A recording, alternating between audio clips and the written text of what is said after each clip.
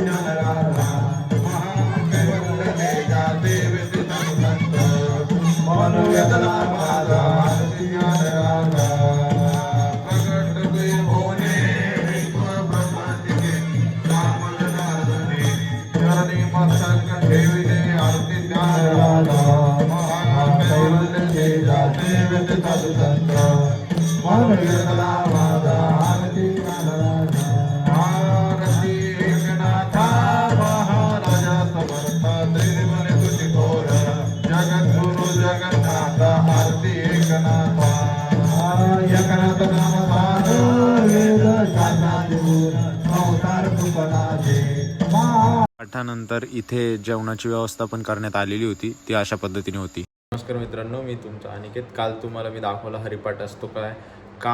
आता मी तुम्हाला त्याच्याविषयी सांगतो की हरिपाठ का केला जातो. आता तुम्ही म्हणजे मी आता ते रीड करून सांगणार आहे. म्हणजे माझ्यानुसार तुम्हाला सांगतो मी की हरिपाठ हा देवाचं नाव घेऊन मनाला शांत करण्यासाठी व देवाशी जोडण्यासाठी केला जातो. बरोबर.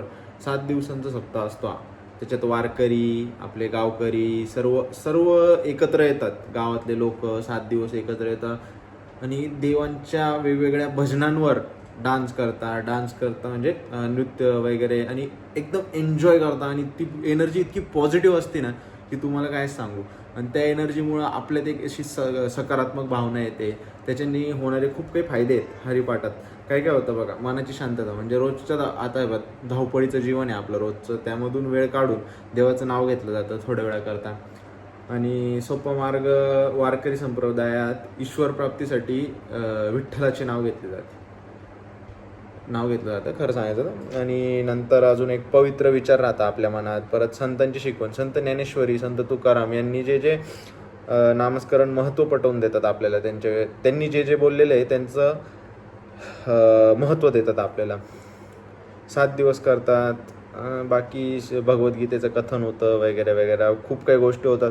तर त्याच्यात इतकी पॉझिटिव्ह एनर्जी राहते. आता तुम्हाला सांगतो मित्रांनो, मी पण आता थोड्या वेळात जाणारच आहे तिकडे परत.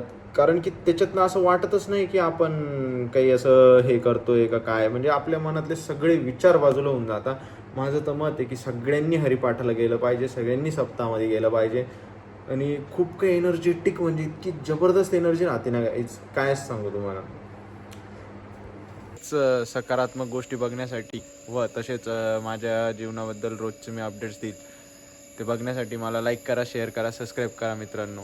तुमच्या एका लाईकनी खूप काही चांगलं होणार आहे माझ्या आयुष्यात. प्लीज तुम्ही सबस्क्राईब करा आणि लाईक करा.